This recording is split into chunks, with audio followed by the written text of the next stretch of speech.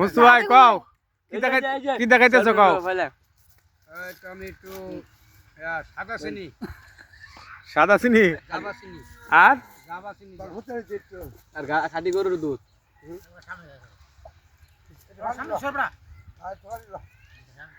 এই জামা এই জরাই ওই তোর এই ভাত মুস্তফা কি দেখা ভাই আমি সাদা চিনি শরীরে তো অসুস্থ